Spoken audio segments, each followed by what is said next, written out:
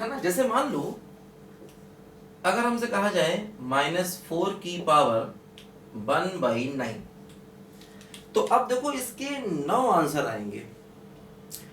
अब 9 आंसर में से कम एक रियल होगा। अच्छा देखो एक बात और भी है, अब इसके 9 आंसर क्या आएंगे ये निकालना हम लोग सीखेंगे। जब कॉम्प्लेक्स नंबर टॉपिक पढ़ेंगे तो वहां पर इसके जो 9 अलग अलग आंसर आएंगे उनको निकालना भी हम लोग सीखेंगे, है ना। जैसे कि मान लो अगर हम फॉर एग्जाम्पल ऐसा ले लें, है ना, -4 की पावर 1/20। अब देखो यहाँ पर पावर इवन हो गया।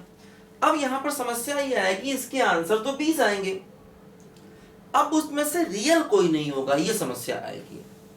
इसीलिए हम क्या करेंगे, है ना, इस टाइप के टर्म मैथ्स में नहीं लेते हैं, क्योंकि नेगेटिव की पावर 1/ऑड है तब तो कोई समस्या नहीं, कुछ वैल्यूज रियल आती हैं, कुछ इमेजिनरी भी आती हैं। लेकिन अगर नेगेटिव की पावर 1/इवन है तो समस्या ही समस्या, क्योंकि फिर उसमें रियल वैल्यूज नहीं आती हैं, इमेजिनरी वैल्यूज ही आती हैं। देखो चाहिए क्वेश्चन हो चाहिए, देखो इसके जैसे 9 अलग अलग आंसर आएंगे, इसके 20 अलग अलग आंसर आएंगे। अब वो आंसर क्या होंगे इनको भी निकाला जा सकता है।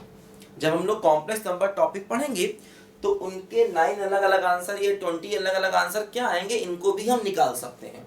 वहां पर आपको निकाल के बताएंगे कि इनके आंसर आखिर क्या क्या आते हैं।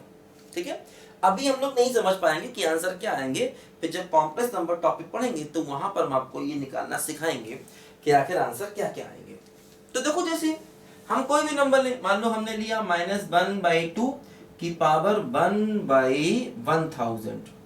अब देखो ये भी एक इमेजिनरी वैल्यू है, क्योंकि पावर 1/इवन है और अंदर नेगेटिव है तो इसका आंसर इमेजिनरी आएगा, है ना।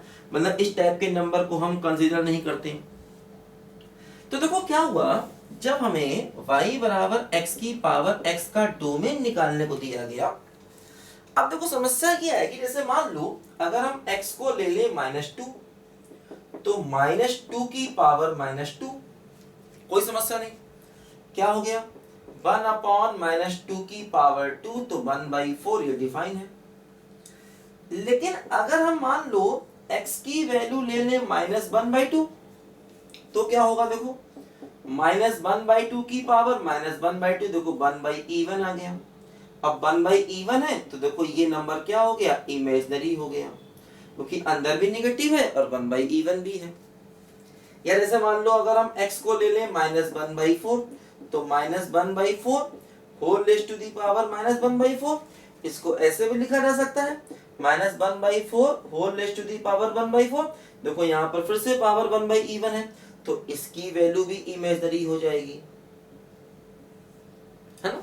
या जैसे मान लो हम x को ले लें -1/10, या x को ले लें -1/12, या x को ले लें -1/16, तो क्या होगा, देखो नेगेटिव अगर हम x को लेंगे तो ऐसे बहुत सारे टर्म आएंगे जिन पर इस पूरे फंक्शन की वैल्यू हमेशा इमेजिनरी होगी। हाँ, कुछ पर रियल भी होगी। जैसे मान लो अगर हम x को -1/3 ले लें तो क्या होगा, -1/3 की पावर -1/3, यानी 1/-1/3 की पावर 1/3। देखो ये रियल होगा, कोई समस्या नहीं है ना। देखो पावर 1/ऑड है, ये रियल होगा, कोई समस्या नहीं। लेकिन इसका मतलब ये हुआ कि x अगर हम निगेटिव लेते हैं तो ऐसे जो टर्म आएंगे उन पर ये फंक्शन डिफाइन नहीं होगा बल्कि इमेजिनरी हो जाएगा, बल्कि कुछ पर डिफाइन भी होगा। जैसे देखो इसकी वैल्यू रियल भी आ सकती है, बल्कि आएगी।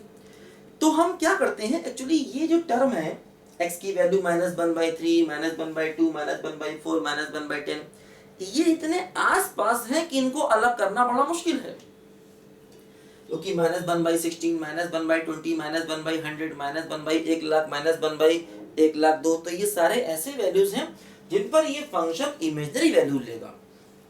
तो ये पॉइंट्स बहुत करीब करीब हैं, तो इसीलिए मतलब इन पॉइंट्स को अलग अलग कर पाना मुश्किल है कि कहां पर वैल्यू रियल आएगी, कहां इमेजिनरी आएगी। तो कहा ये गया कि भाई अगर इस फंक्शन का डोमेन चाहिए तो x की नेगेटिव वैल्यूज हटा ही दो, सिर्फ x को पॉजिटिव लो बस। क्योंकि अगर तुमने x को नेगेटिव लिया तो बहुत से पॉइंट इस प्रकार के होंगे, बहुत से पॉइंट इस प्रकार के होंगे, इन पर फंक्शन की वैल्यूज इमेजिनरी आएंगी, इन पर हालांकि रियल आएंगी, लेकिन वो इतने करीब करीब हैं कि उनको अलग कर पाना बहुत मुश्किल है। तो इसलिए ये कहा गया कि जब भी कभी वेरिएबल की पावर वेरिएबल आप ले रहे हैं तो अंदर के नंबर को पॉजिटिव ही लीजिए तो अच्छा होगा। देखो इसको जीरो भी नहीं ले सकते, अगर हमने x को जीरो ले लिया तो जीरो की पावर जीरो, देखो वो भी अनडिफाइंड हो जाएगा, जो गलत हो जाएगा, ध्यान दो, है ना। जैसे कि मान लो अगर हमें क्वेश्चन है, अगर हम क्वेश्चन है मान लो साइन x की पावर x, अब देखो यहां पर भी ये समस्या आएगी। अगर साइन x निगेटिव हो गया तो निगेटिव की पावर जैसे ही 1/e1 होगा समस्या आ जाएगी। तो इसलिए यहां पर भी हम क्या कहते हैं कि भाई साइन x को पॉजिटिव लो, तब ये फंक्शन डिफाइन होगा, कोई समस्या नहीं। अब अगर अंदर का नंबर पॉजिटिव है तो पावर चाहे 1/e1 हो चाहे पावर 1/odd हो, वैल्यू रियल आनी ही आनी है ना। अगर अंदर का नंबर पॉजिटिव है तो पावर चाहे 1/e1 हो चाहे 1/odd हो, तो हमें कोई समस्या नहीं है अगर अंदर का नंबर पॉजिटिव है तो। लेकिन अगर अंदर का नंबर निगेटिव है तो समस्या ही समस्या है। जैसे मान लो अगर हम ये नंबर लें, फॉर एग्जांपल लें हम 5 की पावर 1/4 या 5 की पावर 1/6, तो इनके आंसर रियल आएंगे, सब नहीं लेकिन हाँ एक दो आंसर रियल आएंगे, कंफर्म है। तो इसीलिए इनको इमेजिनरी नहीं कहेंगे, ये रियल है क्योंकि अंदर पॉजिटिव है।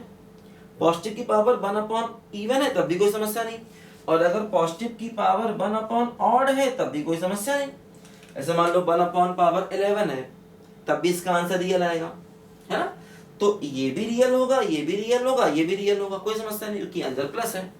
समस्या तब शुरू होगी जब अंदर माइनस होगा, है ना।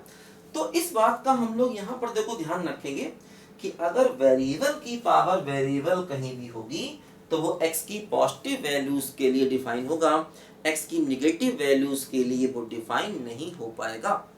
तो ये बात हमें हमेशा ध्यान रखनी है ना।